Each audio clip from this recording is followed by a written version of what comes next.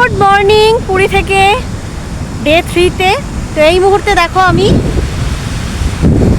বিচে এসে দাঁড়িয়ে আছি। প্রচণ্ড রোদ উঠে গেছে, 8টা মতো বাজে, তাও রোদ উঠে গেছে।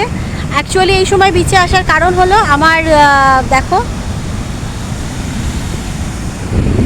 ঝুড়িতে রয়েছে গোপু সোনা আর জগন্নাথ দেবও রয়েছেন। একটু ওনাদেরকে সমুদ্র স্নান করিয়ে নিয়ে যাব, নিজেদেরও এই পবিত্র জল একটু গায়ে মাথায় ছেটাবো, ছিটিয়ে তারপর রুমে যাব, গিয়ে ফ্রেশ হয়ে ব্রেকফাস্ট দেবে। ব্রেকফাস্ট রুমেই করবো ভাবছি, কারণ ফাটিয়ে রোদ উঠে গেছে। বাইরে বেরিয়ে গিয়ে ব্রেকফাস্ট করতে যাওয়া মানে সাংঘাতিক একটা ব্যাপার। প্রচণ্ড রোদ। তো চলো আর কথা বলছি না, সবার আগে নিজেরা একটু সমুদ্রে নামি আর গোপুকে একটু স্নান করি। ব্রেকফাস্টের আজকে অর্ডার করেছি, ছেঁড়া পরোটা আর খেতে যাওয়া হলো না। তো যাই হোক, এই যে চলে এসেছে লুচি আলুর তরকারি। এটা আমার মেয়ে বলেছে আজকে খাবে, তাই জন্য এটাই বলা হয়েছে। বিচ থেকে ঘুরে ঘরে এসে স্নান করে গোপালের প্রসাদ দিয়ে ভোগ প্রসাদ লাগিয়ে সব কিছু করে আপাতত আমরা একটুখানি হোটেল থেকে জাস্ট বেরিয়েই সামনে একটু হাঁটছি। যদিও পাগলামো ব্যাপারটা, কারণ প্রচণ্ডই রোদ উঠে রয়েছে, কিন্তু আমার তো আজকে লাস্ট ডে, আমরা কালকে বেরিয়ে যাচ্ছি পুরী থেকে। সেজন্য ভাবলাম একটু ঘরে বসে থেকে কী লাভ, একটু তো হেঁটে নিই, কনসা রোদ অন্যদিন গিয়ে লাগাচ্ছি। ওই জন্য একটু রাস্তায় আমরা হাঁটতে বেরিয়েছি। তোমাদের একটা জিনিস দেখাই, এই দেখো গুরুদ্বারা। আমরা যেখানে আছি সি ভিউ রেসিডেন্সি, ঠিক তার দুপা এসেই হোটেল থেকে বেরিয়ে যদি আমার ডান হাত ধরি, তাহলে সেদিকটা দিয়ে হাঁটতে এই যে গুরুদ্বারা। এত রোদের তেজ, পালিয়ে এসে শেষমেশ ঘরের মধ্যে ঢুকে রুমের মধ্যে ঢুকে, ঘর বলছি খালি, কফি এনজয় করছি। কিছু করার নেই, খুব রোদ, বিকেলের আগে বেরোনো যাবে। আচ্ছা, রুমে এসে কফি টফি খেয়ে একটু রিল্যাক্স করে নিয়ে এখন আমরা লাঞ্চ করতে যাচ্ছি। বেশি কিন্তু বাজেনি, এখন বাজে 1:30 মতো। তা চলো তোমাদেরকে দেখাই লাঞ্চে কি অর্ডার করেছি। চলো দেখাই। ভাত, 3 রকমের মাছ আছে এখানে। হ্যাঁ, এটা হচ্ছে ভোলা ভেটকি, এটা হচ্ছে পমফ্রেট, আর এটা হচ্ছে কাতলা। তো দেখে মনে হচ্ছে না, আমার মনে হচ্ছে রুই দিয়েছে, জানি না কি দিয়েছে, রিং পিস দিয়েছে। তো এদিকে হচ্ছে ডাল, এই তলার দিকে রয়েছে আলু ভাজা, আর এদিকে রয়েছে একটা মিক্সড সবজি বলবো, এখানে চাটনি, আর একটু খাওয়ার জন্য পেঁয়াজ। এই আমাদের লাঞ্চের মেনুর অর্ডার করা হয়েছিল। মোটামুটি 1:30 বাজে, খাবারটা দিয়ে গেছে, গরম আছে, নাহলে রুমে রেখে দিলে এসিটা চলছে, এমনি ঠান্ডা হয়ে যাবে। আবার সাজুগুজু করে, এই যে দেখো সাজুগুজু হয়ে গেছে। সাজুগুজু করে এখন বিকেলবেলা একটু বেরিয়েছি। আমাদের হোটেল থেকে বেরিয়েই সামনে লাইট হাউস আছে, লাইট হাউসের কাছে যাব। লাইট হাউস ওই দিকে আছে, ওখানটায় যাব, গিয়ে দেখি লাইট হাউসটা বন্ধ হয়ে যাওয়ার সময়, 6টা প্রায় বাজতে যাচ্ছে, যদি বন্ধ হয়ে যাওয়ার সময় হয়ে যায় আর হবে না। তারপরে স্বর্গদ্বারের দিকে গিয়ে ইচ্ছা আছে একটু সমুদ্র আরতি দেখার, দেখি কতদূর কী হয়।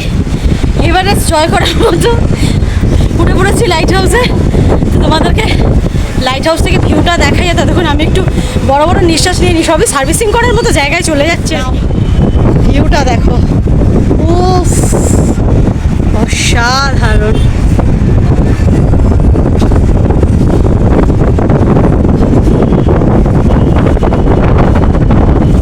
আর দূরে জগন্নাথ মন্দির, জানি না তোমরা কতটা বুঝতে পারছো, এটা কিন্তু দেখা যাচ্ছে।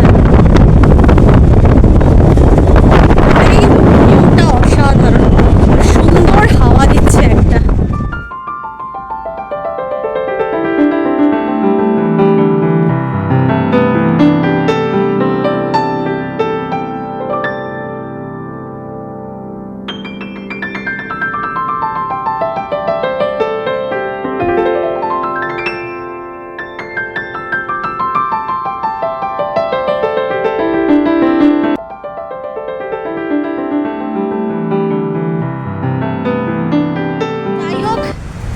লাইট হাউস জয় করে ফেলেছি, এভারেস্ট জয় করার মতো আমি উঠে পড়েছি। পায়ে আমার আসলে একটু হালকা ব্যথা আছে, সেজন্যই বলি, কিন্তু না যাও, উঠতে পারলাম, কোনো প্রবলেম নেই। তো মোটামুটি ওঠা হয়ে গেছে, ঘোরা হয়েছে। আসলে উপর থেকে ভিউটা দুর্দান্ত লাগে। এখন সমুদ্র আরতি দেখতে যাব, ইচ্ছা আছে, দেখা যাক। সমুদ্র আরতি হবে, আমরা সেখানে চলে এসেছি, কারণ ওই জায়গাটাই দাঁড়িয়ে আছে, কিন্তু যতক্ষণ অন্ধকার না হচ্ছে ওটা হবে না।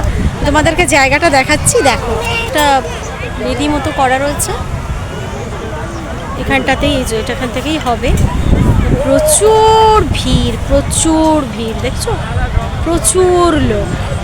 বিচটায় যথেষ্ট, আমরা যেদিকটায় আছি সেদিকটা এত ভিড়ের ব্যাপার নেই। তো তো ওয়েট করি কিছুক্ষণ, একটু পরে হবে।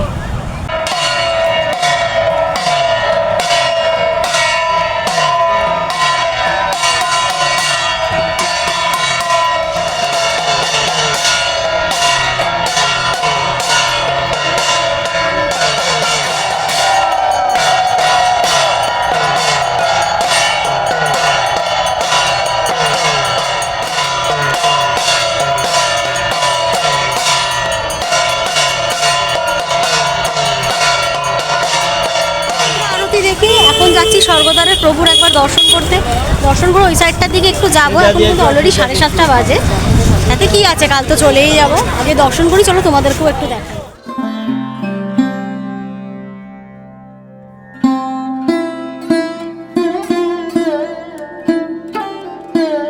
ঘুরিয়ে ছুরিয়ে হাঁটু করতে করতে আমরা এখন আমাদের হোটেল থেকে জাস্ট দুপা এসেই, আগের দিনও এসেছিলাম, দেখিয়েছি বোধহয়, তোমাদের দেখেছি কিনা মনেও থাকে না, ভুলেও যাচ্ছি। যাই হোক, আপাতত একটু বিচে বসেছি। বিচটা তো এবারে কিছুতে এনজয় করতে পারছি না, তো আপাতত বসেছি। এই যে এখানে চা বানাচ্ছে, চা খেয়ে তারপরে রুমে যাব।